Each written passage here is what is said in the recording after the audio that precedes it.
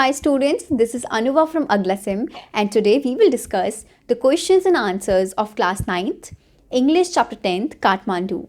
So now turn to page number 132 of your Beehive textbook and watch this video till the end. Question number 1 is, answer the questions in one or two words or in short phrases. First, name the two temples the author visited in Kathmandu. So, students, the answer for this question is, the author visited Pashupatinath temple and Bodhnath stupa.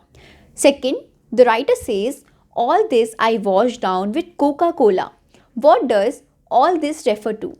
All this refers to eating a bar of marzipan, a corn on the cob roasted in a charcoal stove, and reading a couple of love story comics and a Reader's Digest. Question number 3 is, what does Vikram Seth compare to the quills of porcupine? Answer is, Vikram Seth compares the 50 or 60 bansuris protruding in all directions from the pole of a flute seller to the quills of porcupine. Question number 4 says, name 5 kinds of flutes. The answer is, first the reed ney, the Japanese shakuhachi, the deep bansuri of Hindustani classical music, the clear or breathy flutes of South America, and the high-pitched Chinese flutes. Moving forward, question number 2 is, answer each question in a short paragraph. First, what difference does the author note between the flute seller and the other hawkers? So students, answer for this question is, the author notes that while the other hawkers shouted out their wares, the flute seller did not. He simply played the flute slowly and meditatively without excessive display. Second is, what is the belief at Pashupatinath about the end of Kali? So, the answer for this question is that at Pashupatinath temple, there is a small shrine that protrudes from the stone platform on the river bank of Bagmati. It is believed that when the shrine will emerge fully, the goddess inside it will escape. The evil period of Kali on earth will then end.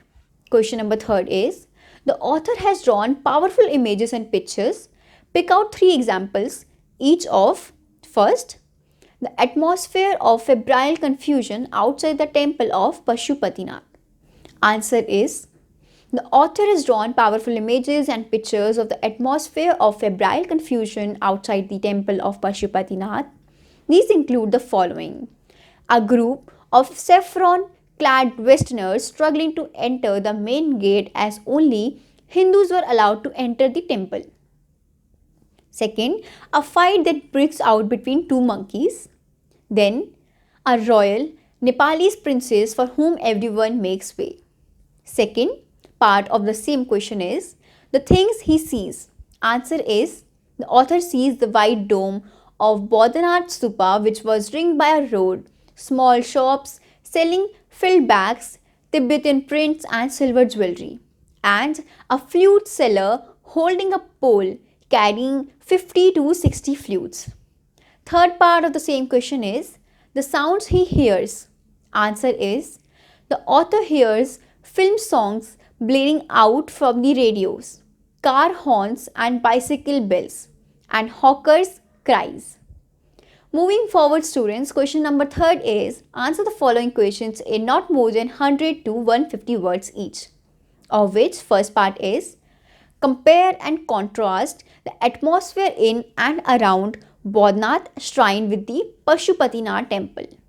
So, the answer is, the atmosphere at Pashupatinath temple was noisy and full of chaos and confusion. Worshippers there were trying to get the priest's attention. Others were pushing their way to the front. Saffron-clad Westerners were trying to enter the temple. Monkeys were fighting and adding to the general noise. A corpse was being cremated on the banks of the river Bagmati. Washerwomen were at their work while children were bathing. In contrast, the Bodhnath stupa was a heaven of quietness in the busy streets around. There was no crowd, which helped build the stillness and serenity of Buddhist shrine. Question 2 is, how does the author describe Kathmandu's busiest streets? Answer is, along Kathmandu's narrowest and busiest streets, there are small shrines and flower-adorned deities. Apart from these, there are fruit sellers, flute sellers, hawkers of postcards, shops selling western, cosmetics, film rolls, chocolates, and those selling copper utensils and Nepalese antiques. The author hears film songs that were blaring out from the radios, sounds of car horns and bicycle bells, vendors shouting out their wares. He says that stray cows roam about on the roads.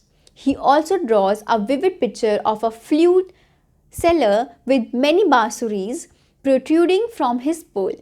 He describes how the serene music produced by the flute seller is heard clearly above all the other noises. Third question is, to hear any flute is to be drawn into the commonality of all mankind. Why does the author say this? So students' answer for this question is, the author considers flute music to be the most universal and most particular of all music. This is a musical instrument that is common to all the cultures. We have the reed nail, the recorder, the Japanese shakuhachi, the deep basuri of Hindustani classical music, the clear breathy flutes of South America, the high-pitched Chinese flutes, and so on. Even though each of these has its specific fingering and compass, yet for the author to hear any flute is to be drawn into the commonality of all mankind. Because, in spite of the differences, every flute produces music with the help of the human breath. Similarly, despite the differences in caste, culture, religion, region, all human beings are the same, with the same living breath running through all of them. So students, that's it for this video. I hope you have received the answers for all the questions. In case of any confusion, any query, drop a comment in the comment section and subscribe to our channel for watching more such videos.